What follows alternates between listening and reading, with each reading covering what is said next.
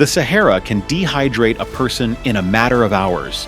Its heat is brutal, rain is almost non-existent, and in many places, the sun pulls far more water from the ground than the sky ever gives back.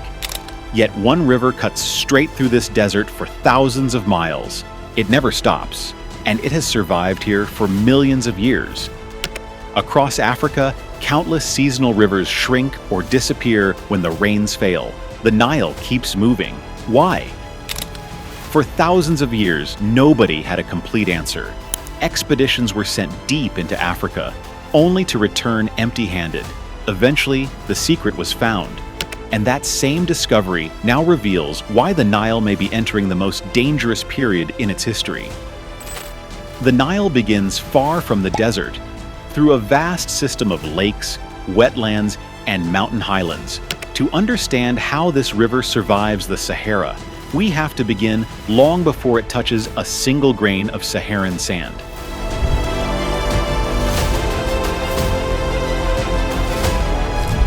By simple logic, the Nile should never make it to Egypt. The Sahara is more than dry. Its evaporation is extreme. In some areas, intense heat removes water far faster than rainfall can replace it. Under conditions like these, most rivers should weaken, break apart, or disappear before reaching the other side. That is why the source of the Nile became one of the greatest geographic mysteries in human history. The mystery lasted so long that Herodotus once wrote that almost no Egyptian, Libyan, or Greek could explain where the river truly began. Centuries later, Rome's Fountain of the Four Rivers portrayed the Nile as a figure with its head covered. The hidden face symbolized a source that remained unknown. The question even reached royal courts. In the 3rd century BCE, Ptolemy II Philadelphus ordered an expedition to trace the Blue Nile toward the Ethiopian Highlands. The expedition never reached its goal. The mystery survived for centuries, not because people failed to try, but because the Nile hid its answer far beyond Egypt, in regions invisible from the northern desert. That is where the river's real strength begins.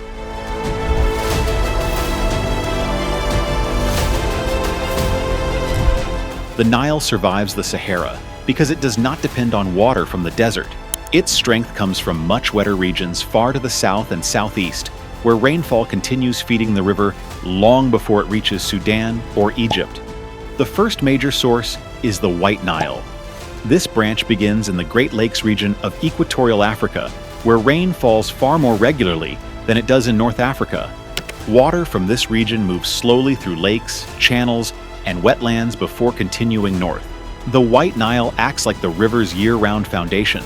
Its flow is relatively steady, helping keep the Nile alive even when northern Africa is locked in extreme drought.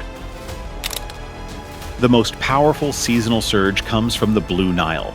This branch rises in the Ethiopian Highlands, a mountainous region that receives heavy monsoon rainfall each year. When the wet season begins, enormous volumes of water rush down from the highlands and move towards Sudan and Egypt.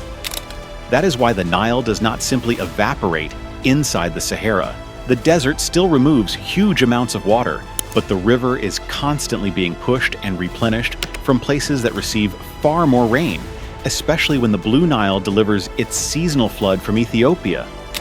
The Nile may look like a desert river, but its engine is located in a much greener world. Egypt receives the water downstream. The river's heartbeat is created thousands of miles away by rain, lakes, wetlands, and mountains. Before the White Nile and Blue Nile can combine into one great river, however, one of them must pass through a place even stranger than the desert. In South Sudan, the White Nile enters the Sudd, a wetland so vast that the river seems to lose its shape entirely.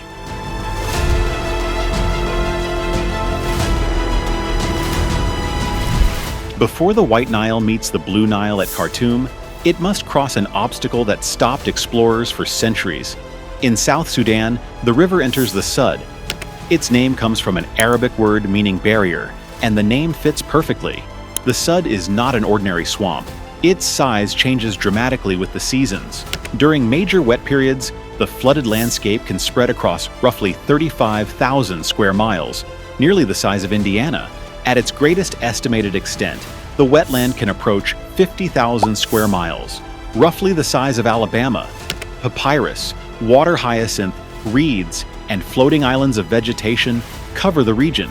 Some of these plant masses shift with the current, constantly changing the routes through the wetland. Traveling across it by land is nearly impossible. Moving through it by boat can be just as difficult. This is where many early expeditions came to a halt.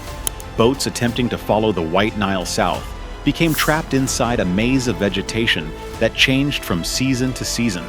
The Sudd also has a massive effect on the river itself.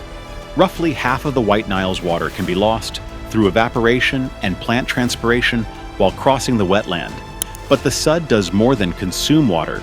During heavy rains, it acts like a giant natural reservoir, slowing floods and storing water across an enormous area. When the dry season returns, part of that water is gradually released back into the river system. Long before humans built dams on the Nile, the Sudd was already functioning as a natural flow regulator. After escaping this green labyrinth, the Nile continues north toward a landscape that carries evidence of an even older world, a time when the Sahara had rivers of its own.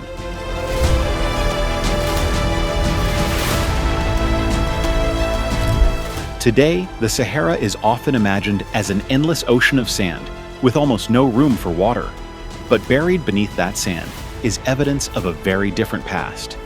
Japanese satellite radar imagery revealed traces of an ancient river system hidden below the desert. One buried channel stretched for more than 300 miles.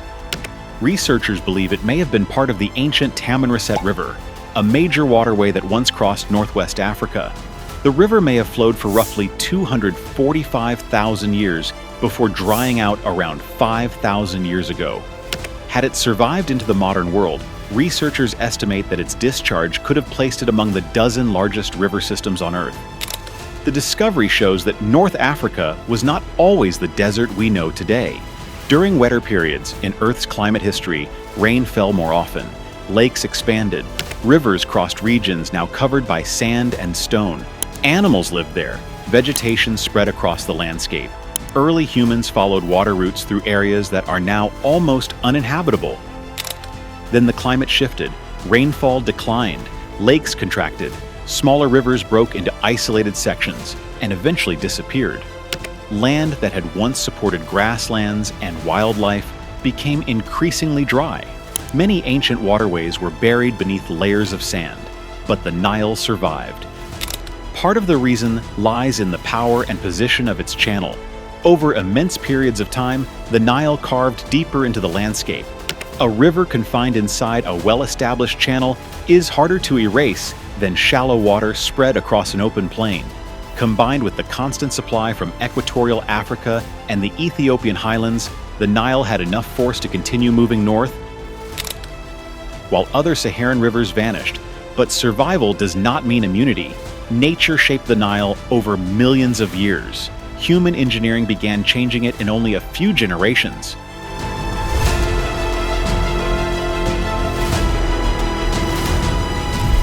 For thousands of years, the Nile reached Egypt according to a rhythm that people could depend on, but could never fully control. During part of the year, the river rose and spilled across the surrounding land. Those floods could destroy villages, damage homes, and make life dangerously unpredictable. Yet the same floods carried something Egypt desperately needed: dark, nutrient-rich silt. That silt renewed the soil and allowed agriculture to survive in the middle of the desert. Then, in the 20th century, Egypt made a historic decision. The Nile would no longer be allowed to follow its natural rhythm. Its flow was blocked and regulated by one of the largest engineering projects in the region, the Aswan High Dam. The goal was clear. Egypt wanted to control floods, store water, expand irrigation, and generate electricity for a modernizing nation. From an engineering perspective, the project appeared to be a major victory. Behind the dam, Lake Nasser formed into a reservoir nearly 300 miles long, almost the distance of the drive from Los Angeles to Las Vegas. Egypt gained hydroelectric power. Water became easier to manage. The danger of catastrophic floods was reduced. A country that had depended on the Nile for thousands of years finally possessed a machine capable of controlling it. But that control came with a cost. The dam trapped much of the sediment that once traveled downstream. Without that regular delivery of fresh silt, one of the natural processes that had protected and renewed Egyptian farmland for thousands of years, was sharply reduced.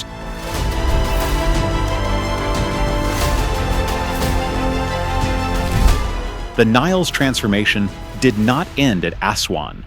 After Egypt reshaped the river from downstream, another country began reshaping its most powerful tributary upstream. In Ethiopia, a massive dam was built across the Blue Nile, the Grand Ethiopian Renaissance Dam. For Ethiopia, the project carries enormous national importance. It can generate vast amounts of electricity and support development in a country where millions of people have needed more reliable access to power. For Egypt, the same project creates deep anxiety. The water reaching Egypt does not originate inside Egypt. Much of the Nile's seasonal power begins as rainfall over the Ethiopian Highlands before entering the Blue Nile and flowing through Sudan. This is where the Nile stops being only a geographic wonder and becomes a political struggle between nations. The central dispute is not simply the existence of the dam. It is how the reservoir is filled, how water is released, and what happens during prolonged drought. To operate its turbines, Ethiopia must hold back enormous volumes of water. During wet years, the downstream effects may be easier to manage. During a long dry period, however, even a relatively small reduction in flow can become a major threat for countries that depend heavily on the river. Egypt views the Nile as essential to drinking water, agriculture, industry, and daily life. Ethiopia views the dam as essential to electricity, development, and its right to use a river that begins within its own territory. Both countries depend on the same water. They simply see it from opposite ends of the river. While that argument continues upstream, another threat is growing at the end of the Nile's journey.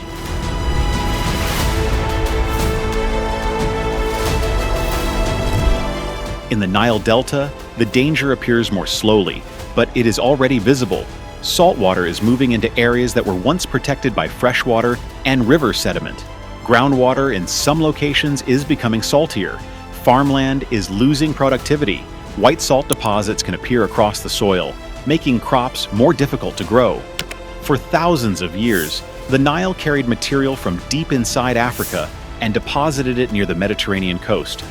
That sediment helped build the delta, renew farmland, and replace land lost to waves and erosion. Today, much of it is trapped behind dams. At the same time, the Mediterranean continues pushing inland. Sea levels are rising, coastal erosion is intensifying, and low-lying farmland is becoming more vulnerable to saltwater intrusion. The Nile is now under pressure from both directions. Upstream, more of its water is being managed according to the competing needs of different nations. Downstream, the sea is entering land that the river spent thousands of years creating. The Nile is still flowing. Egypt is still alive because of it. But the system that once allowed this river to defeat the Sahara is becoming harder to protect. For millions of years, the desert could not stop the Nile. Now the greatest threat may come from the people who learned how to control it. How long can the river keep giving before there is no longer enough left to give?